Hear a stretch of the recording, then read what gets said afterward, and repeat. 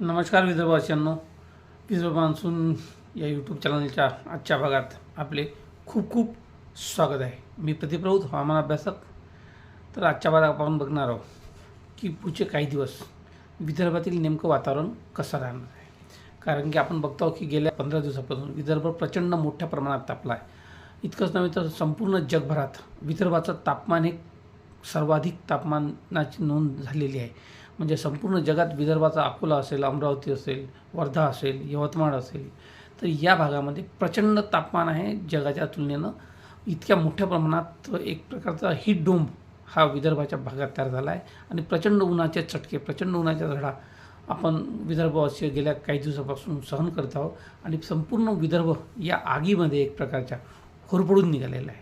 परंतु यापासून सुखद बातमी अशी आहे की आता ही काही जी उष्णतेची जी तीव्र लाट आहे, तर हे तीव्र लाट म्हणजे जवळपास परवापासून पुढच्या 2 दिवसानंतर या लाटेची तीव्रता थोडी कमी होणार आहे. 2 ते 3 अंशानं विदर्भातील तापमान हे कमी होणार आहे. गेल्या काही दिवसात आपण बघतो की विदर्भात प्रचंड मोठ्या प्रमाणात तापला होता. आणि आपण बघतो की जवळपास आजही जर लक्षात घेतलं तर आजही म्हणजे आजची 28 तारीख आहे, म्हणजे मंगळवार आहे. तर आजही आपण लक्षात घेतलं, आजही विदर्भ प्रचंड मोठ्या प्रमाणात तापला आहे. आजही जवळपास अमरावती असेल, त्यासोबतच वर्धा, अकोला या भागामध्ये 46हून अधिक डिग्री सेल्सिअस तापमानाची नोंद करण्यात आली आहे. तर नागपूरसुद्धा 45 डिग्रीच्या पुढे जवळपास तापत आहे.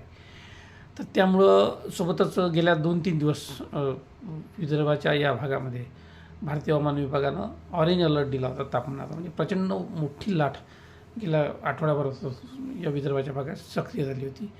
आणि यामुळे आता या प्रचंड लाटेमुळे आणखी पुढे काय होणार, तापमानाचा पारा आणखी किती चढणार, अशा प्रकारचा जे काही भीतीचं वातावरण विदर्भवासियांमध्ये तयार झालं होतं.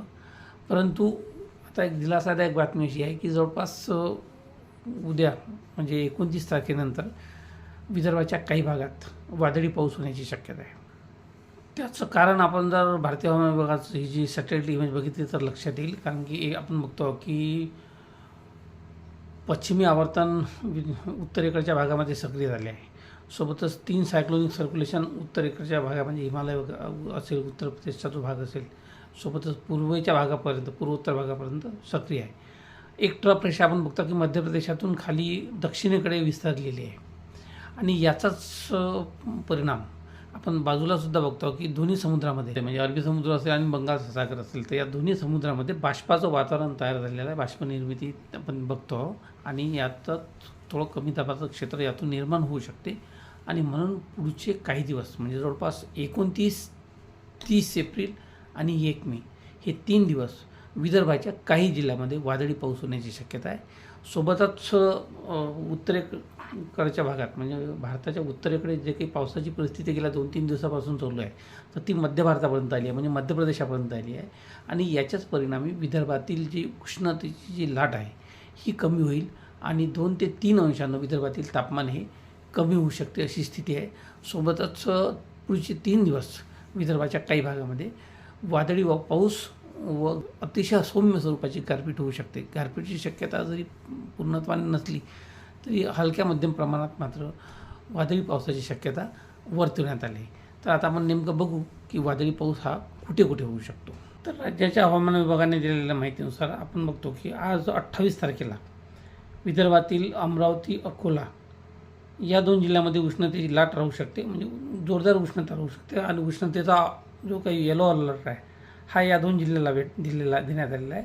परंतु सोबतच यवतमाळ, वर्धा, नागपूर, त्यानंतर इकडे गडचिरोली आणि चंद्रपूर या जिल्ह्यामध्ये दुपारनंतर किंवा रात्री उशिराच्या सुमारास मध्यम ते काही ठिकाणी जोरदार स्वरूपात वादळी पाऊस होण्याची शक्यता हवामान विभागाने दर्शवली आहे.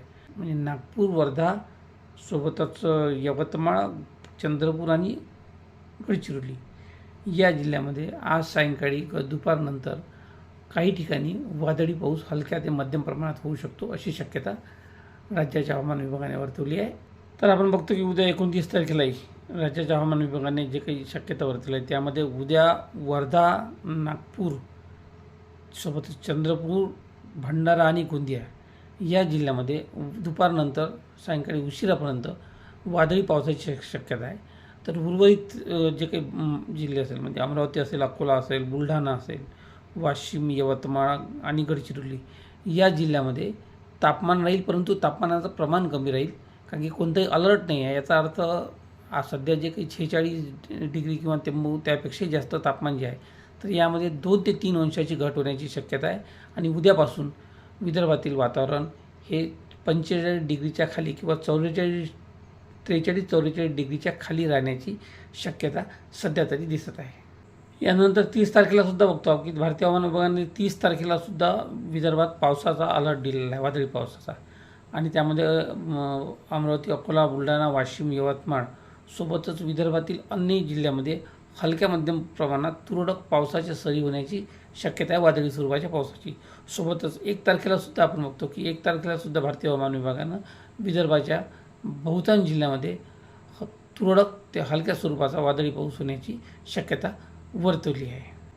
अर्थात काही अंशानं जरी विदर्भातील वातावरण कमी होणार असलं तरीसुद्धा पुन्हा एकदा 3 तारखेच्या पुढे विदर्भातील वातावरण पुन्हा एकदा वेगाने वाढण्यास सुरुवात होईल आणि पुन्हा एकदा उष्णतेची लाट विदर्भाच्या अनेक भागात सक्रिय होऊ शकते. जवळपास 3 ते 10 मेपर्यंत जबरदस्त अशी उष्णतेची लाट पुन्हा एकदा विदर्भात येऊ शकते. त्यानंतर मात्र पुन्हा 12 तारखेनंतर विदर्भाच्या वातावरणात मोठा बदल होण्याची शक्यता आहे. प्रचंड उकाळा सध्या आहे, त्यापासून मुक्तता मिळण्याची जी वाट विदर्भातील नागरिक पाहत आहे, तर तो दिवस 11-12 मेच्या पुढे उजेडू शकतो. त्याचं कारण असं आहे, 11-12 तारखेच्या पुढे आपण बघतो की भारताच्या बाजूच्या दोन्ही समुद्रांमध्ये म्हणजे अरबी समुद्र आणि बंगालचा सागर, तर या भागात वादळी पावसाचं वातावरण निर्मिती होण्याची आपण चिन्ह दिसत आहे. आपण बघतो की दोन्ही बाजूला वादळी परिस्थिती निर्माण होताना दिसत आहे आणि ही वादळी परिस्थिती भारताच्या भूभागावर येईल 12 तारखेच्या पुढे, 12-13 तारखेच्या पुढे. आणि यानंतर विदर्भाच्या काही भागामध्ये वादळी पाऊस होण्याची शक्यता आहे आणि तो जोराचा पाऊस आहे.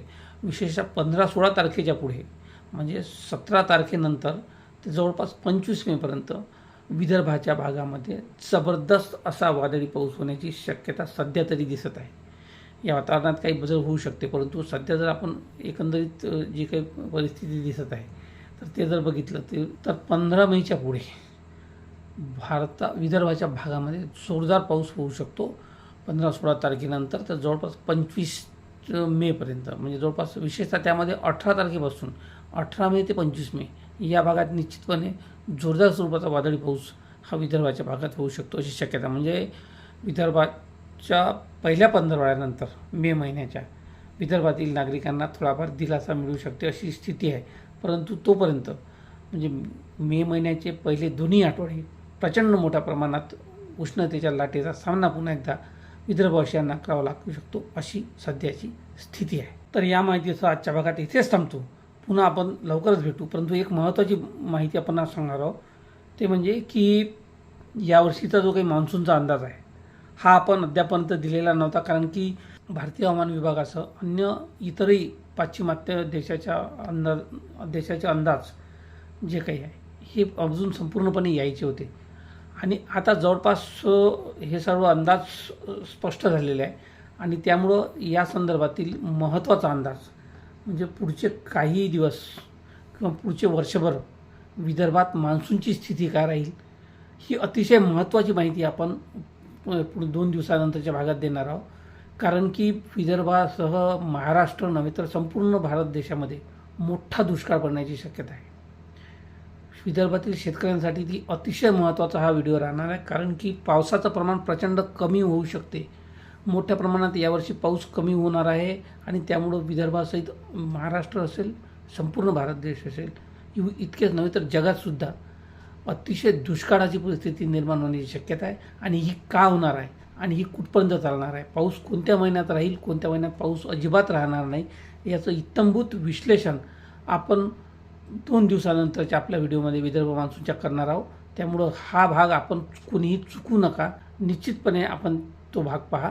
त्यासाठी विदर्भ मान्सून चॅनल ज्यांनी सबस्क्राईब केलं नसेल त्यांनी आताच सबस्क्राईब करा आणि पुढील वर्षभरातील भारतीय अंदाज जो आहे विशेषतः विदर्भासंदर्भातला तर हा जाणून घ्या. तर आजच्या या माहितीसह आज इथेच थांबतो. पुन्हा एकदा भेटूया नवीन माहितीसह नवीन भागात. तोपर्यंत आपण आम्हाला नमस्कार, धन्यवाद, जय हिंद, जय भारत, जय महाराष्ट्र, जय विदर्भ.